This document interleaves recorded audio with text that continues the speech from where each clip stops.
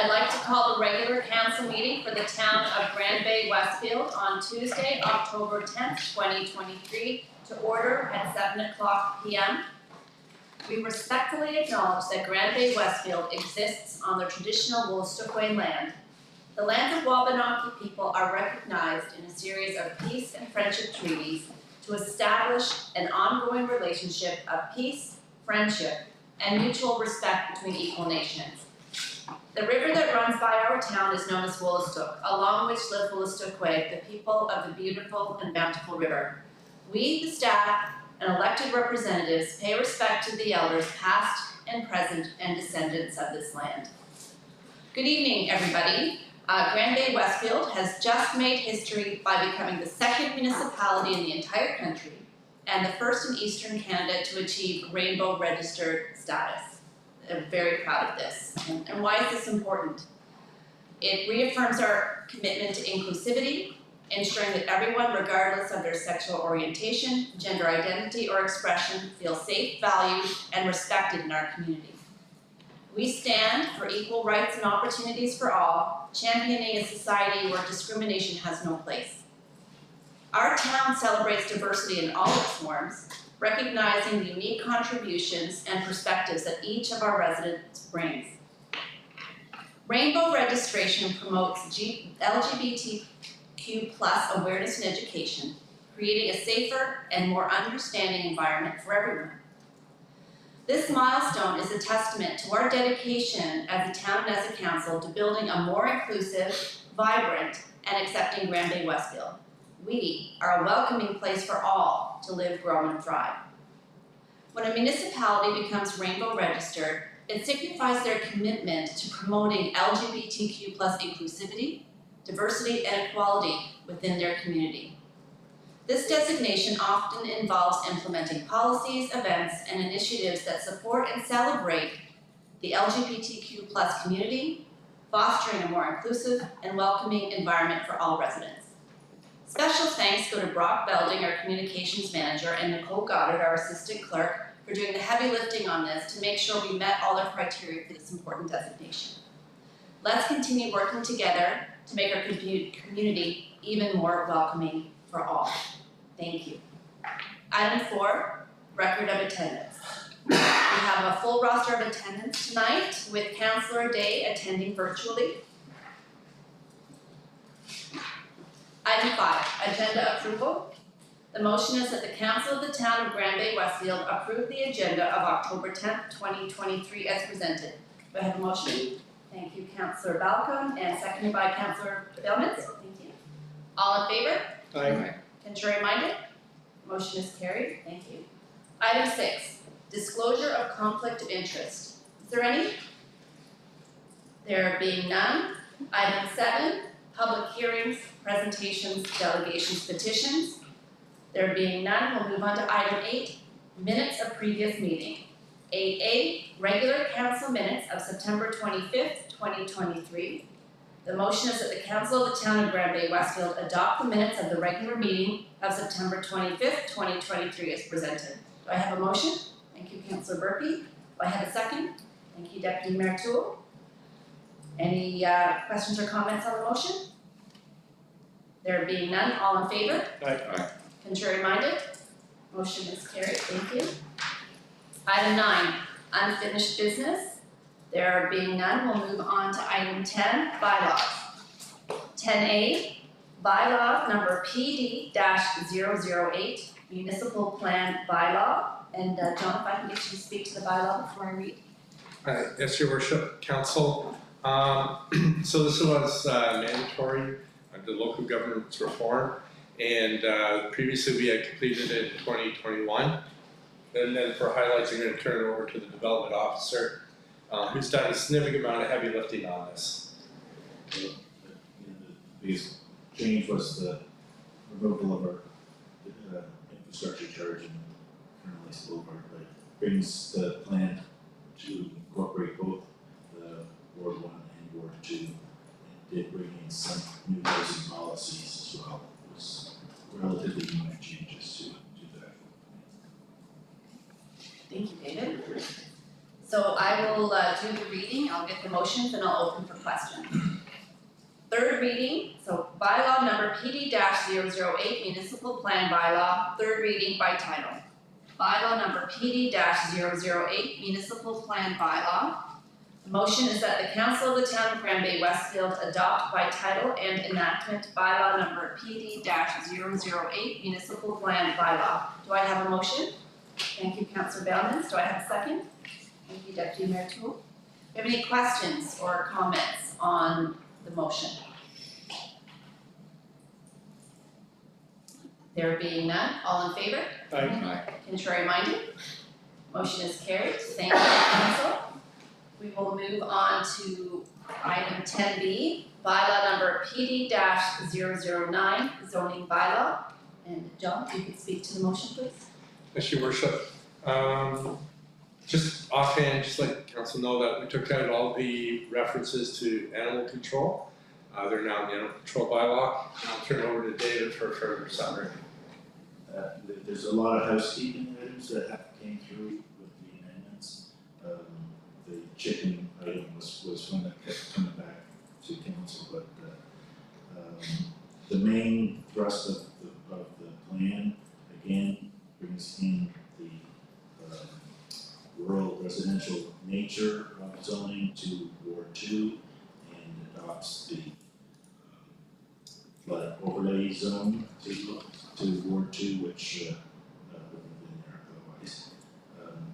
Fairly consistent with the previous zoning bylaw overall, except it is a total redo in how it's presented. So it has consolidated all of the minor changes that went through this process this year, as well as the 2 amendments that happened with the zoning bylaw that was adopted in 2020. So it's much more user-friendly, much. Yeah, it's organized better, table contents. All right. So I will do the third reading by title and I'll get the motion and open the floor for questions. Bylaw number PD-009 zoning bylaw, third reading by title. Bylaw number PD-009 zoning bylaw. The motion is that the council of the town of Bay-Westfield adopt by title and enactment bylaw number PD-009 zoning bylaw. Have a motion? Thank you, Councillor McIntosh Lawrence. Second? Second. Thank you, Councillor Balcom. Any questions or comments on the bylaw? I just have a question through the CAO to the development officer. Can you talk about some of the things that we've included in the zoning bylaw to enable more housing to be built or more permissive uses of land? It has a lot of ways of making it more permissive. One thing that I know of was the parking requirements have been made it clear that if it's being redeveloped, property is being redeveloped, it doesn't put an additional ownership owners of parking into the property. It has broadened the use of ground suites and secondary suites. And it kind of was there before, but the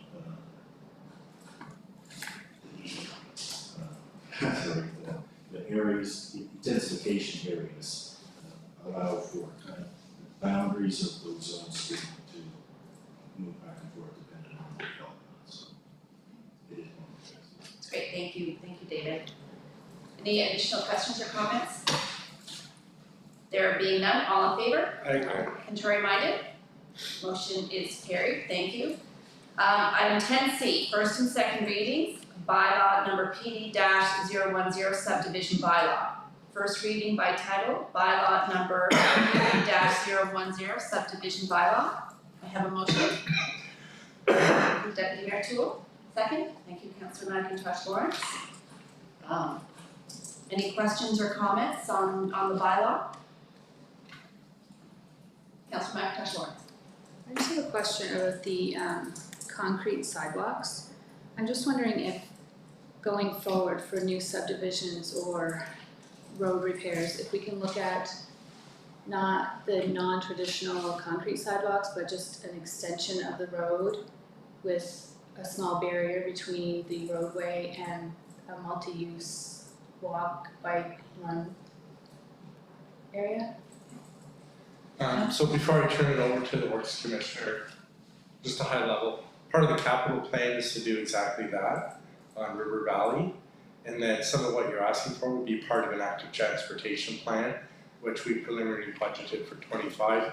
But the Works Commissioner will give you more details about where it would work very well and where it may not work, plus other comments you may have. Yes, excellent. We were just talking about that exact same thing just the other day, I guess, on the high level of Narrows Road. And again, for sidewalks, I guess the specific question for subdivisions, that's a little tricky because they're smaller developments. You only do like 10 lots or whatever, so it's not necessarily something for streets of a local nature. Now, if they get into be larger, then it probably gets more into the sidewalks. But for using a different standard, something that we talked about, which I mentioned earlier, is on Narrows Road, up north of the Westfield Country Store, there's asphalt sidewalk, which is deteriorating and needs to be replaced. The options are replace with asphalt, replace with concrete, or not replace and do another type of path or a mechanism along there.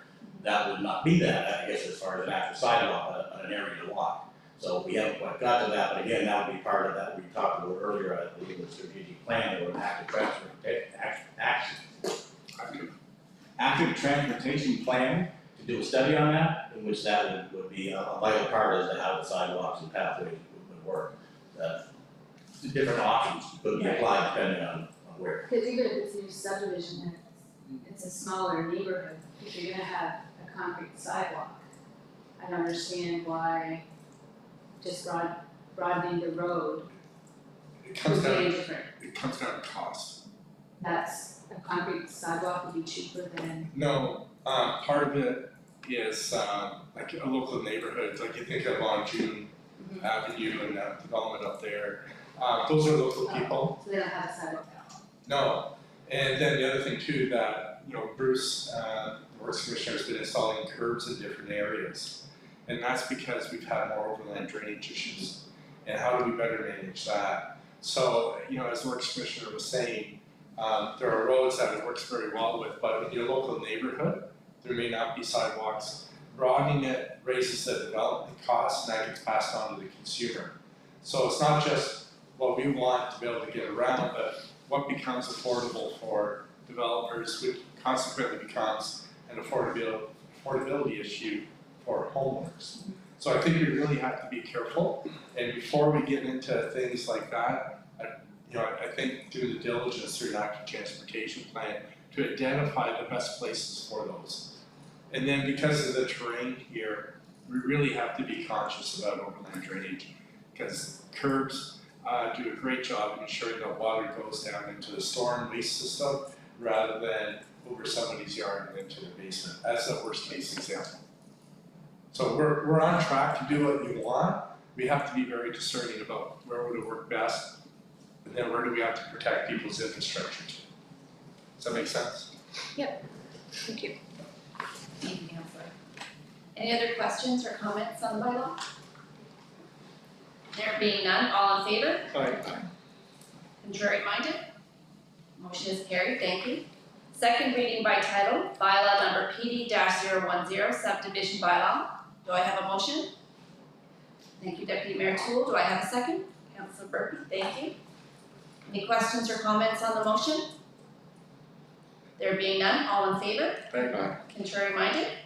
Motion is carried. Thank you, Council. And a special thank you to our CAO and our Development Officer and everybody involved in bringing these over the line. It's been a long road from beginning to end, redoing the municipal plan bylaw and all of its attendant bylaws. So I really thank you for that work. Item 10D, first and second readings, bylaw PW-002, Town of Grand Bay-Westfield bylaw respecting snow and ice control. John, can you speak to the item, please? Yes, Your Worship. So Council, just as a heads up, we want to do this in two parts. the bylaw, which I'll address right now, and let you get, do the first and second reading for this. Then once we get through that, a discussion on the snow and ice control plan, because the bylaw requires council to have a plan, and the Works Commissioner presented one in 21, I believe it was.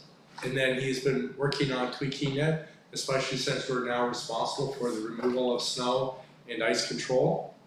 And we need, the Works Commissioner and I very much need to hear what it is that you want. And also remember, some of the questions or recommendations you may have for the plan will directly affect the work that the CFO does by either raising the cost of snow control or reducing the cost of snow control.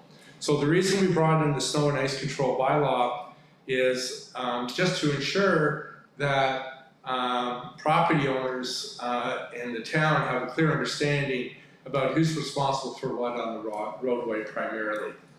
So, and when you're talking about the roadway, it's not just the travel part of the road, but the town also owns what's called an easement or right-of-way that extends beyond where the asphalt may end. Generally speaking, the rule of thumb is that where the asphalt ends or where the concrete ends is 2.5 meters or so. And that's the property that the town owns and has rights to, so that we may store snow. Or if there's subsurface infrastructure, that when that subsurface infrastructure is torn up, we can move the dirt, but also there's work safety regulations saying that there has to be a certain slope. So if you go down 3 meters, for an example, the slope has to extend out further, and the town needs access to that extra land on either side to be able to do the work. But typically, most homeowners on what's called that right-of-way or that easement, homeowners take a great deal of pride in that, and may care for it as if it's their own property. So really what we're talking about here is that in the winter time, before the first snow falls, that property owners will be removing from the right-of-way.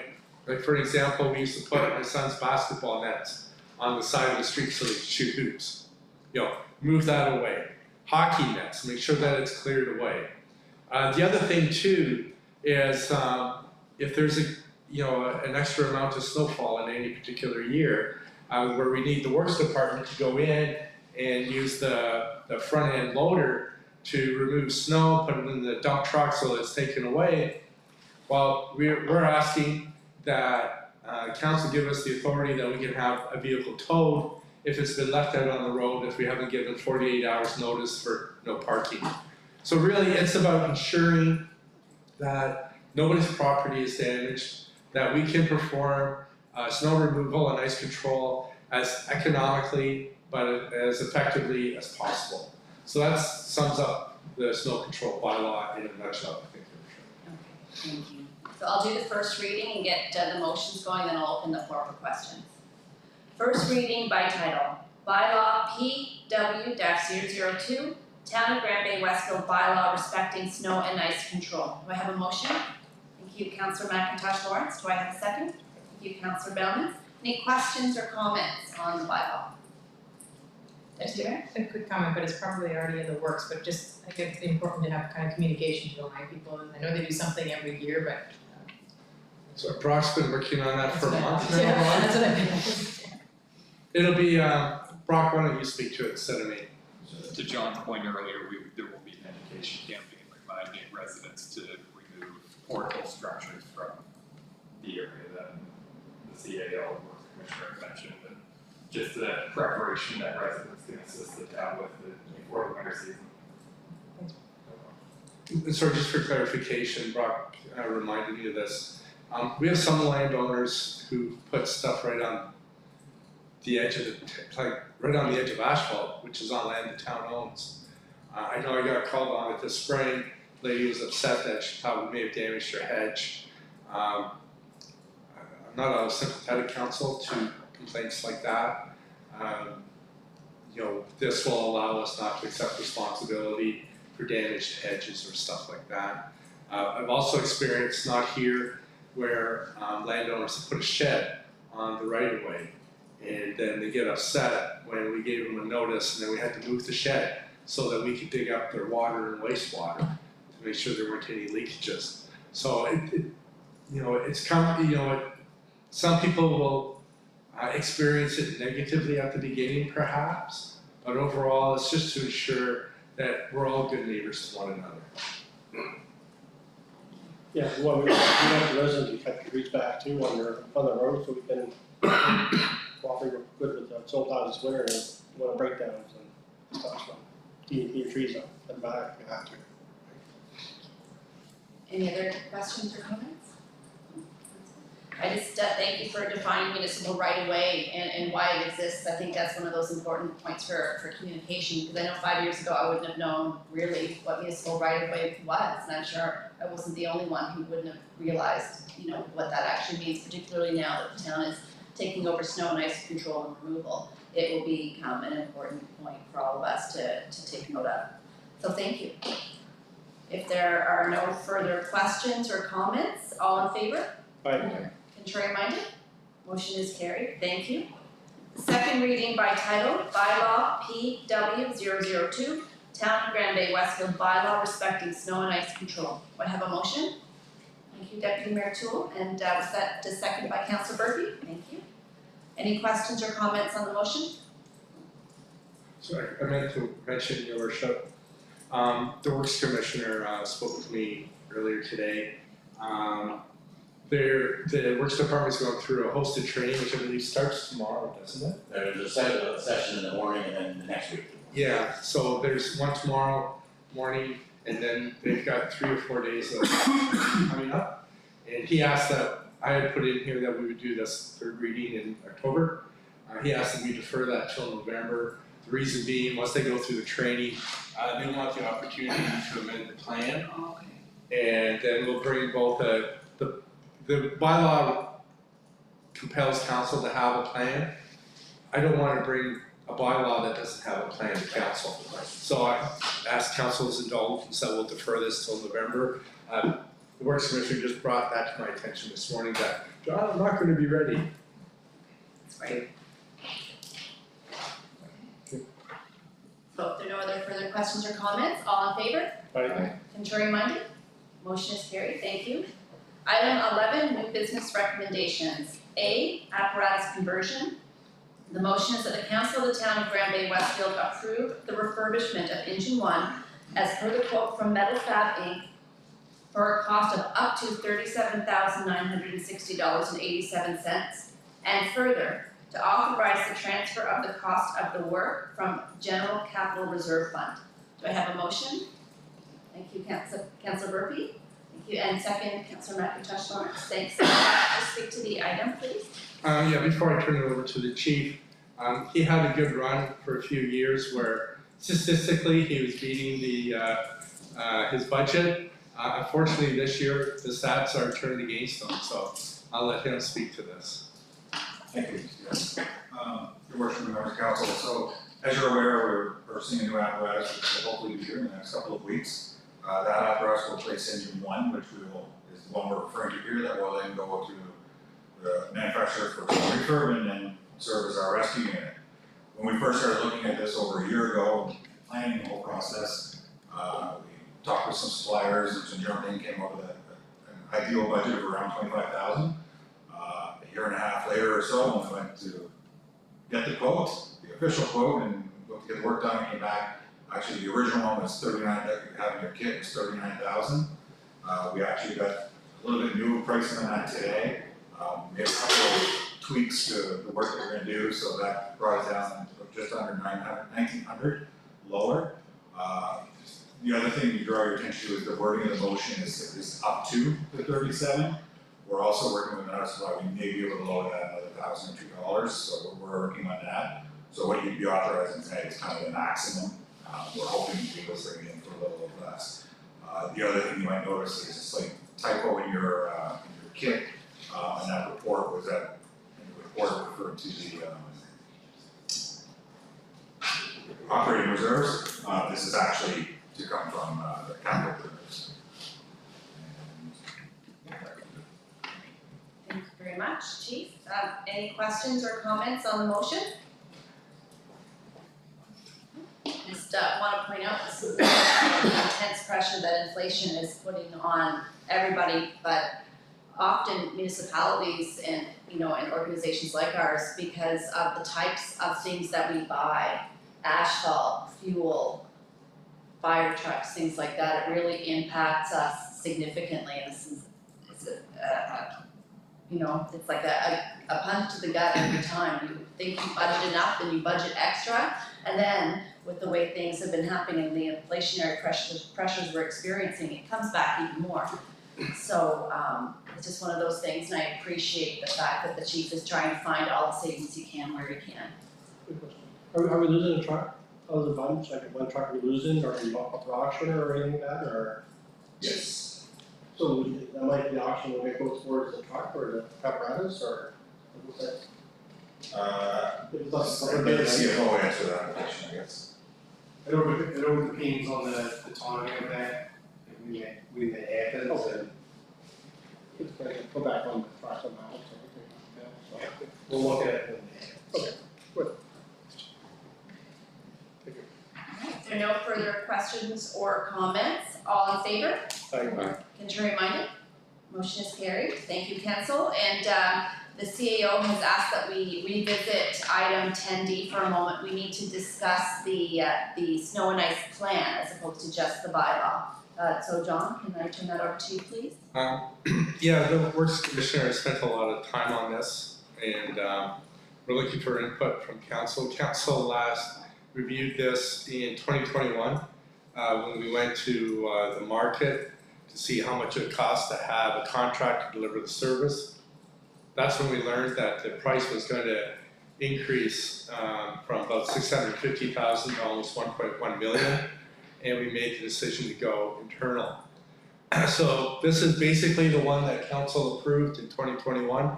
The Works Commissioners tweaked it a little bit, but does council have any questions about it or any further tweaks? It's only been 2 years, 2 years and a bit since council saw this.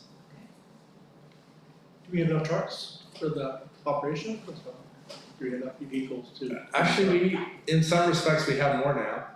We purchased the fleet from AVL, but also the Works Commissioner purchased trackless, and then we have some of our own equipment that he's fitted out the last couple of years as well. Is there anything you want to add to that? Yeah, just a little more detail. Yeah, we purchased the equipment ABL had to use for their operation, but the town already had their own single axle truck. We have our backhoe. We purchased, I'll say a third tractor, so now we have three. So it's meant to be operated with two, but one breaks we have a spare. So we're good that way there. And then we have our own vehicles, half tons or whatever. So we actually have more than what ABL had. So it should be good. So we putting the blade on the front end loader, putting the blade on that also, a stone blade or something like that sort of, or? Yes, there is a blade that's down there. Okay, that's good. We'll go ahead and attach it to the back and drop the blade. Great, that's good. And just for council, that we have the redundancy of the third trackless. The price was too good to pass, and if worse comes to worse, it's something that can be, we can take parts from the third one to fit onto the second one. One of the things that we realized the last 2 years is the need for greater redundancy. The theory is council gets less phone calls about snow control. And one more note, I guess, just again, the works part is with the new tractors we purchased, it's able to do milling. I see that. So we have some asphalt patching that we're able to do in the off-season. Great So job, that's, doing a good job. I see that, I'm happy to see that, so save us money. Do we have any other questions or comments on the draft plan? I have a few, if that's okay. Just a few. First of all, are there any major differences in street priority ranking and levels of service from the previous plan that council adopted? On the streets, no, there's really not much change there, and again, it was mainly tweaking. I guess the only change really is gonna be tweaking on the sidewalks. Because now, again, back with ABL, there's sort of two crews that operate simultaneously. Now we're one crew, so depending on the storm, we have to do the roads first, but again, on the road, you're plowing the snow onto the sidewalk. But it's the same guy that plowing it on is also the same guy that's gonna take it off the sidewalk as well, so it's a timing thing. But again, we want to get everything all done, a lot depends on when the storm happens. But the sidewalks may not be ready for school at that time because we're still plowing the road, so That's during a snow event. it's no more, so, yeah. So do we do brine prior to weather events? Is that something that we've ever done? Brine, no, we have not gone to that operation yet. We do put solid prior to, when the snow arrives, that will make brine when it mixes. Right. But right now, no, we don't go with the brine But application. that's in the snow and ice plan, that application of salt prior to Yes, weather event? yes.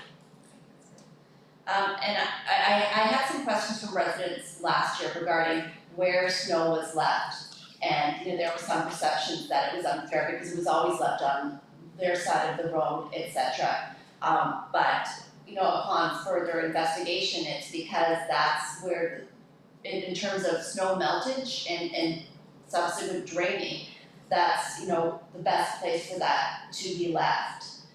Is there anything in the snow and ice plan that talks about that? No, there isn't anything in the plan that talks about that, and again, I know the example you're talking about, and we're into the smaller streets where you can't go in with a large machine, go in one way and out the other. But yes, no, there isn't anything specific in there on how that one street or wherever needs to be plowed. So no, there isn't anything there. That's it. And my other question was about the sidewalks, about kids walking to school, et cetera, but you've already addressed Yeah, that. it's all gonna be timed to when the storm happens and when it's the happens. I just have one more question, and will the draft plan be posted for consultation prior to it coming to council for the third time? Those are all my questions, thank you. Alright, so there's no motion, that was just for discussion, correct? Yeah, that was discussion only. Thank you, council. Item 11B, UMNB resolution, DTI funding agreement. I'll just do some quick background about why we're doing these items, for UMNB. The Union of Municipalities of New Brunswick is one of the municipal associations in the province, and its primary objective is advocacy.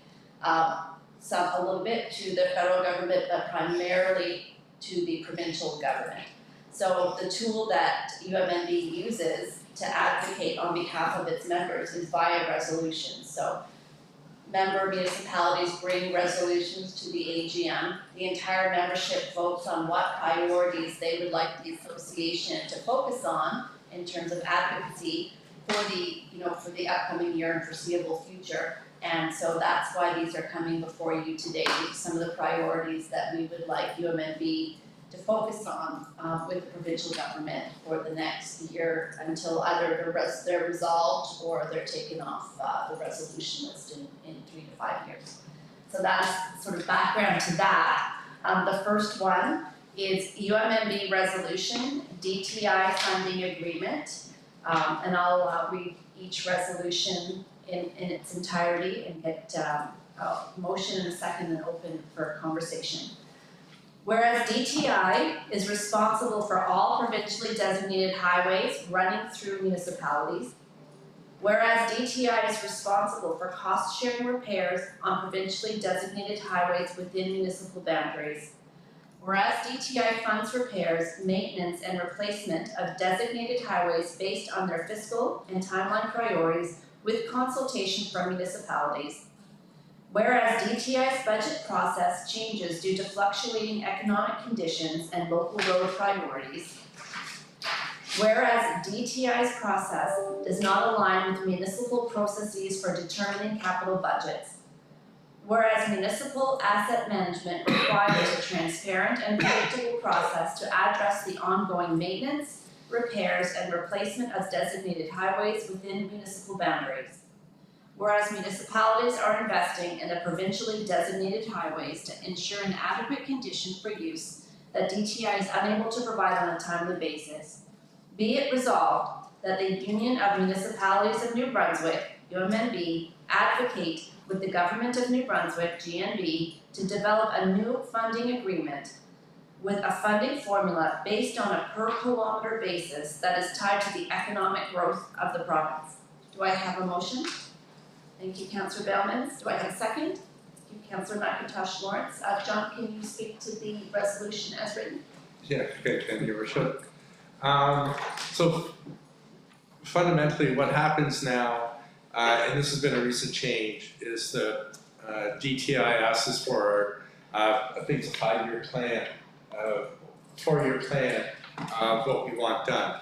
So the Works Commissioner looks at the road, consults with their consulting engineer, submits a plan, and then DTI decides, what they'll do and when they'll do it. And doesn't always necessarily align with us. We've been fortunate that they've approved the next one.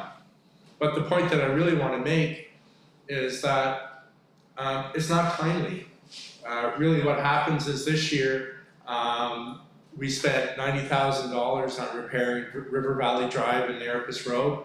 You go north of 102, there's a long stretch there that we spent money on to repair. And it would be better money spent, I think, if we could get a pot of money from the province, tied directly to the kilometer lanes that we have, linked to the economic growth, not inflation, but to the economic growth. And the reason is that past practice by the province is they arbitrarily set a pool of money for investment in municipalities, either through grants or funds or capital expenditures.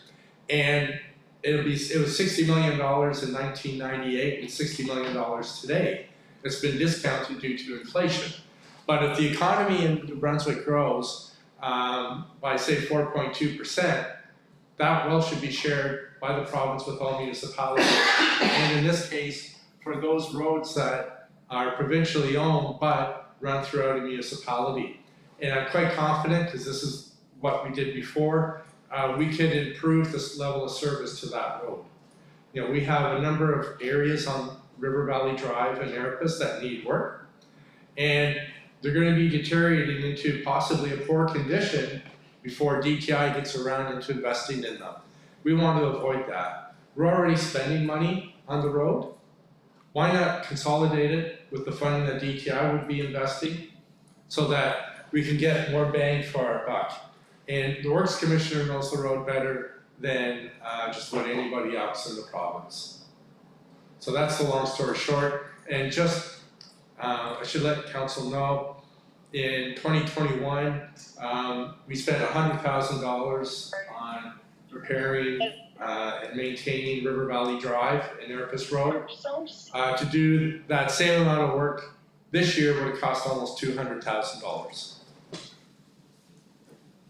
Sorry, Your Worship. Thank you, and that's over and above the 19.1% that we have to invest in. Yeah, I didn't mention that. Yeah. So currently the deal is that municipalities are responsible for 19.1% of the expenditure.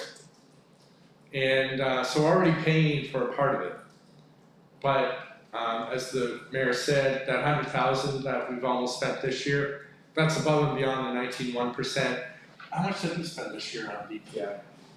Oh, well, we had the contract for $60,000 for the patching, and we've done our own through there. So yeah, we're probably $100,000 by the time we're all done. What we did, I'll say under operating. Yeah. The 19.1% is in the So how much did we spend? What did DTI allocate this year for us? $186,000. Yeah. Right. And that goes up and down, Your Worship.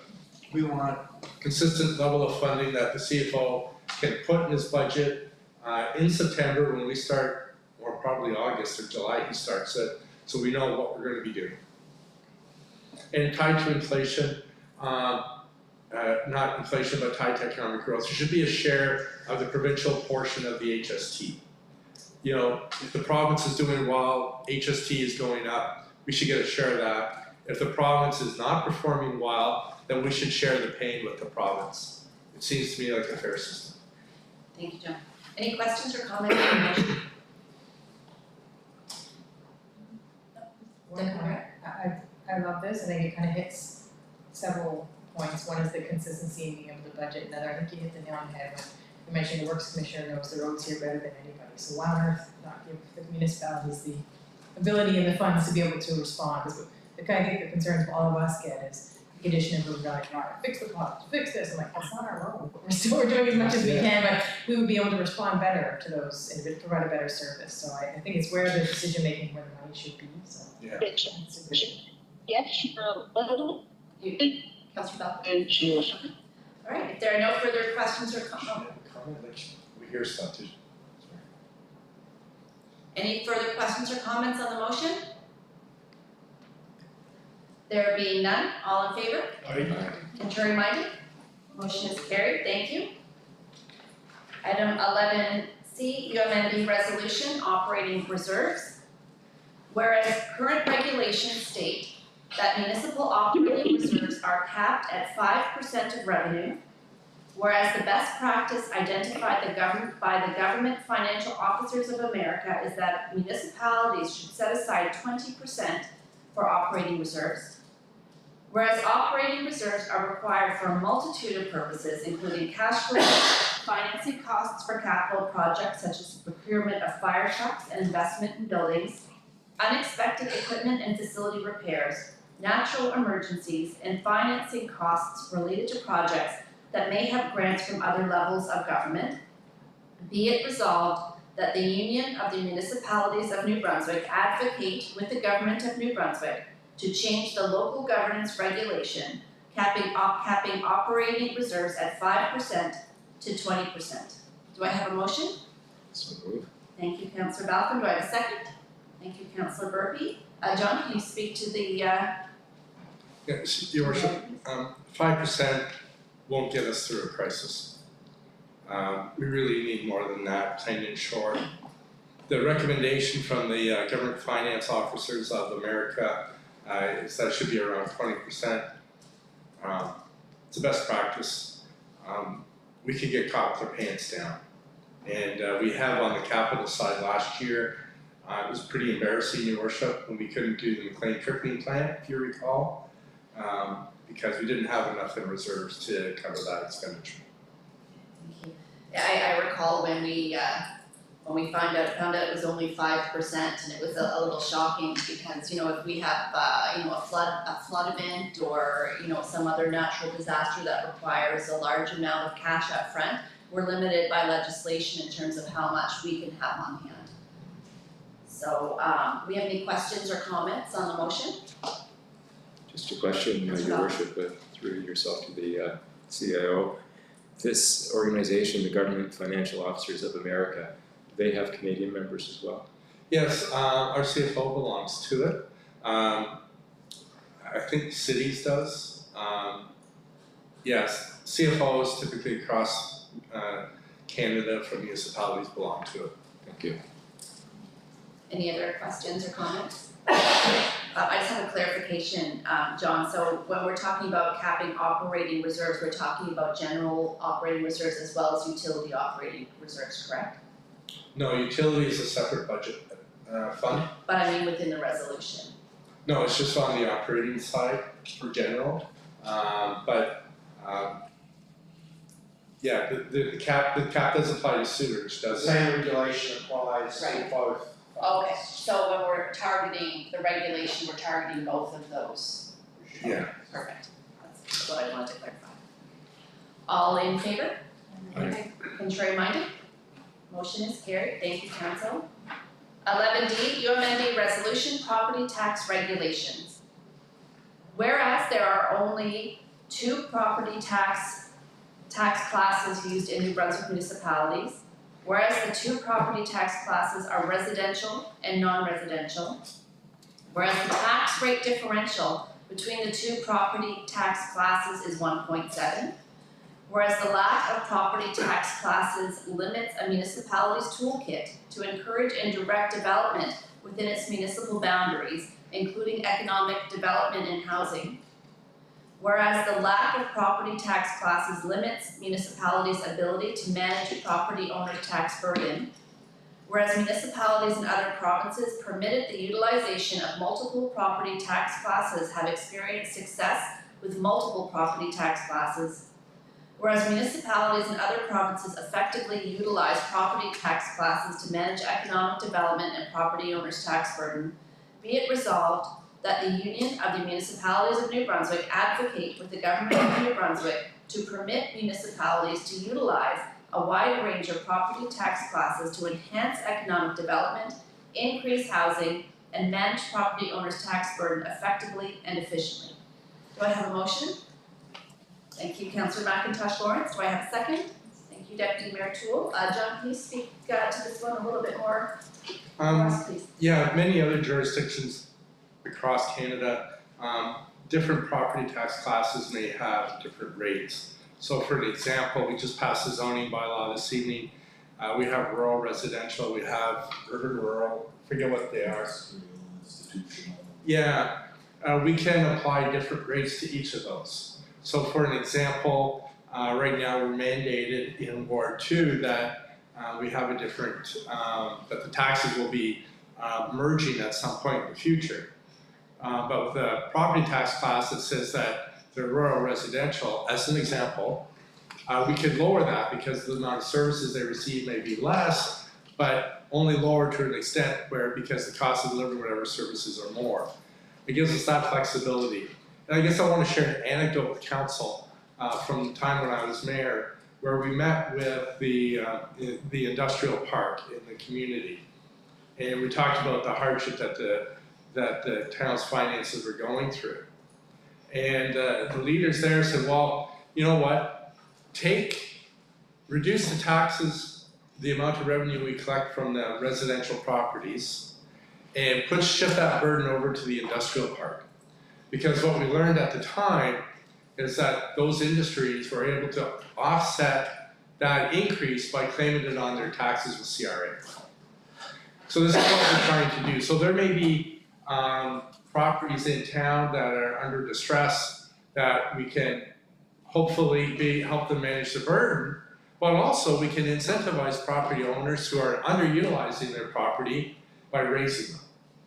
So what we're trying to do is really find what's a fair tax system. Right now, you know, I'm sorry, there is no one size fits all. And that's what the province is forcing us to work in with having just two classes, residential and non-residential. We're asking for, you know, a bespoke model, a custom-made version that each municipality can utilize within its own boundaries. Thank you, John.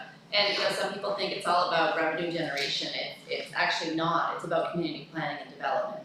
It's about incentivizing people to use their land in the best way for the community as a whole. So it's an important way of looking at the fiscal framework going forward. It's one piece of it, but I think it's an important one. Any questions or comments on the motion? Just a question, Your Worship, to the CAO through yourself. Approximately how many provinces in Canada would have this ability versus ours that does not? Quebec West. I'm not sure about Newfoundland, PI, and Nova Scotia. But so Quebec, Ontario, Manitoba, Saskatchewan, Alberta, BC, Northwest Territories. I can't speak to Nunavut or Yukon either. So we're definitely in the minority. We are, Council. Any other questions or comments on the motion? There being none, all in favor?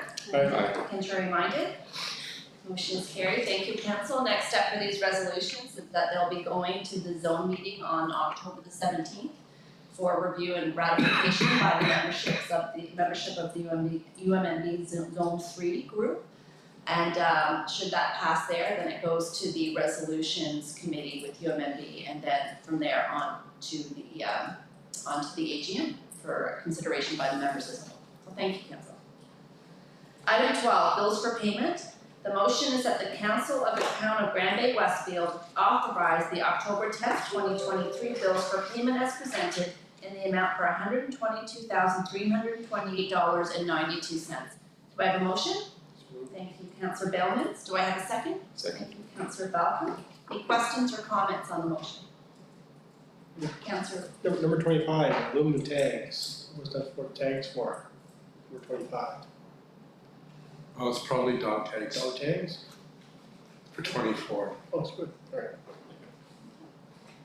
Any other questions? There being none, all in favor? Aye. Contrary minded? Motion is carried. Thank you, Council. Item 13, consent agenda. Overview. 13A, overview, Crane Mountain Height Increase, CMEI. 13B, PAC minutes, August 8th, 2023. C, EMO After Action Report, Operation Hurricane Lee. D, Fire Rescue Department Monthly Report, July 2023. E, Fire Rescue Department Monthly Report, August 2023.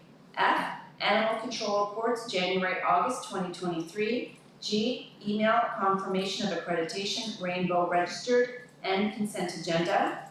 The motion is that the Council of the Town of Grand Bay-Westfield receive and file the consent agenda items for October 10th, 2023. Do I have a motion? Thank you, Deputy Mayor Toole. Do I have a second?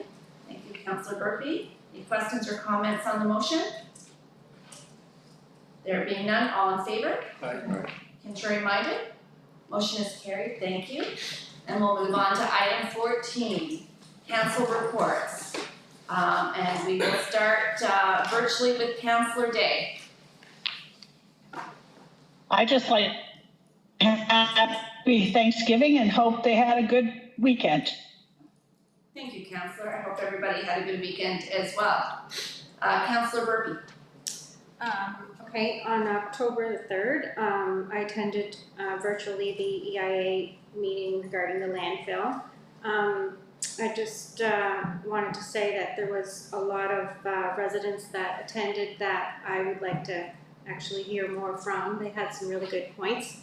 I also would hope that there would be a second meeting, because I found that it wasn't a fair representation of the number of people that should be there or could have a say or have input in the increase in the landfill. So I would also like to see a stronger plan to reduce the amount that goes in there by diversion, as you had mentioned, Your Worship, earlier. And then the next thing is this Saturday and Sunday we will be installing the posts and the rink boards at the four corners, and we are asking for volunteers to help with that project. If anybody is bored and has nothing to do, we would love some assistance. Saturday morning, 9:30, and we will have a lunch, and that's all for me. Okay, thank you, Councillor. Councillor McIntosh Lawrence. Thank you. So most of my time has been spent doing Fall Fest with the Community Vitality Committee. So as most of you probably know, Fall Fest started today and it runs until Sunday.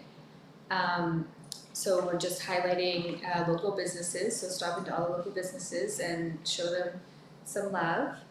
This year we have passports. So if you stop into local businesses, they'll give you a little passport and you visit any local business and you'll get a signature, and when you get 5 you can drop them back into the town, and then we'll do a draw next week for gift cards to local businesses. So for specific days, we have events on Thursday, Saturday, and Sunday. So you can go to the town website or social media, and those will give you a better description of what's going on those days. And as you probably have seen, Unity Park is decorated for photos, so I hope to see everyone's photos there. And the River Valley Community Center has their public skate for Fall Fest on Sunday. Thanks, Stephanie. Deputy Mayor Toole. So kind of already been mentioned, but the two main things I did was the Crane Mountain Environment Impact Assessment meeting, and I really like Councilor Burpee's suggestion of having another meeting, because you're right, there was a lot of questions and quite a few technical difficulties too that kind of delayed getting people out there. I had a technical difficulty and then it disconnected in my car, so I missed a chunk, but I know there were a lot of people, I don't know if everybody got their say. I think a lot of people were just learning about the issue there and hadn't really had the chance to fully digest it. So it was a good meeting, and I think everybody should kind of keep apprised of that's at their Crane Mountain site and make sure they're up to date on that one. And also the other, I guess the fun thing, we're working on helping Community Vitality Committee and Councilor McIntosh Lawrence with some of the Fall Fest activities. And looks like a great lineup, and one of the things that you didn't mention, the run also, the Colonel Nace, the downhill mile run is also on Sunday morning. So if you want to try a run and have an easy one, this is the one to do, because it's downhill and it's a mile, and it actually was a lot of fun last year. There's walkers, there's families, there's people who really got it and try to run it down. So it's an event. So there are registrations online. I think that one has a small registration fee, but it does go to charity. I should have known, should have checked to see what that was. But it's a really good event. Thank you, Deputy Mayor. Councillor Bellamy. Let's get right to him. There's why month, we had a we'll get the meeting for the end of the last month, that was postponed, so next Monday, this month, we'll find our meeting, so other than that, I'm just taking phone calls and getting over a cold of my own 2 weeks, so, thank you. Okay, thank you, Councillor. Councillor Belton. Thank you, Your Worship. I also attended the virtual meeting for the Green Mountain Enhancement Expansion EIA. I also encountered technical difficulties as well. I think everybody did, so the concept of a second meeting I think would be a great one with some technical problems solved in advance if they could do that. And also during the last 2 weeks I've had the opportunity to meet with a number of residents one-on-one over coffee or tea at their respective kitchen tables at their request over nothing, no one important item or single item, but just a number of various small things regarding bylaws and things like that. So it's always nice to, besides the tea and the coffee, is to listen to what the residents are saying and where they get their information. Well, thank you, Councillor. It's important work, that's grassroots, and that's what we do, is sitting down and talking with the people that we represent. So that's important. So thank you very much. I'll be brief. It's been a busy couple of weeks. I typically have a monthly meeting at Envision St. John with the regional mayor, so that took place, and an opportunity to meet the new interim CEO, Andrew Beckett, and welcome him to the Envision team. We had the monthly Fundy Regional Service Commission board meeting, and there were a few things that came out of that. Notably, there was a motion made and supported by everyone around the table about the commission sending a letter to the government of New Brunswick supporting St. John's aim of, or goal of having the AIM manufacturing or salvage facility, rather, having their operating license revoked, given the incredible impact that the recent fire had on the city of St. John, as well as the surrounding municipalities and the Fundy Rural District. I attended the L'Arche event on behalf of the town. If you don't know what L'Arche Canada is or L'Arche St. John is, I encourage you to go to their website and see. It's a wonderful organization that does some really meaningful work in terms of integrating people with intellectual and non-intellectual disabilities into the community, and so that they have a full, meaningful life, participating in society the way that everybody should be entitled to do so. So that was really, very proud to be there on behalf of the town.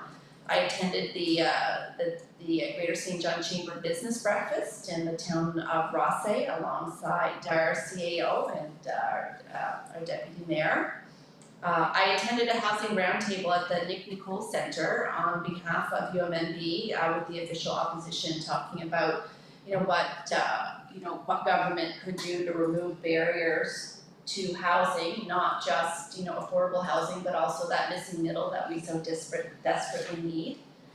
I chaired the Fundy Regional Service Commission Regional Transportation Committee meeting, talking about the 2024 work plan and what we want to achieve as a Regional Transportation Committee going forward. I also attended the EIA public information on the Crane Mountain landfill expansion, and I know everybody has heard a lot from me on this regard, but I probably won't stop until we either get the outcome that we're hoping for or we don't. I also agree there should be a second in-person meeting. I don't believe that the virtual meeting is really adequate. There are people with digital deficits that weren't able to attend. There are a number of technical problems that people experienced during that meeting, and I really believe that we need a second venue for people to attend and be able to express their opinions and concerns about the proposed landfill expansion. As you all know, I don't believe the landfill should expand for a number of different reasons, and one of the reasons I talked about at the EIA meeting was I can't quite wrap my mind around the idea that we should just be throwing more garbage into the landfill. If we really want the landfill to last as long as possible, then we should be really focusing on diversions. 35% of the material that goes into that landfill is organic matter. We should be spending our time, money, and efforts on ways to divert that out of the landfill. Additionally, as you know, we have significant odor issues coming from the landfill. And I am not confident that those odor issues will not continue, particularly if the landfill continues to grow. And there's a number of other reasons as well, but that's all I'll say about that right now. I had the opportunity to co-chair Service New Brunswick Assessment Branch Municipal Assessment Committee meeting on behalf of UMMB.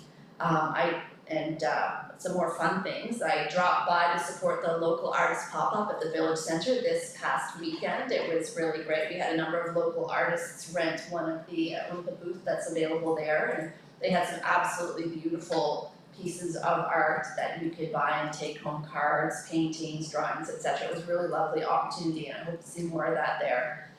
And along with our deputy mayor, I cheered on some of our local students at the East-West football game this past weekend, and that was really fun to see all kinds of kids from Bay-Westfield on the Harborview football team.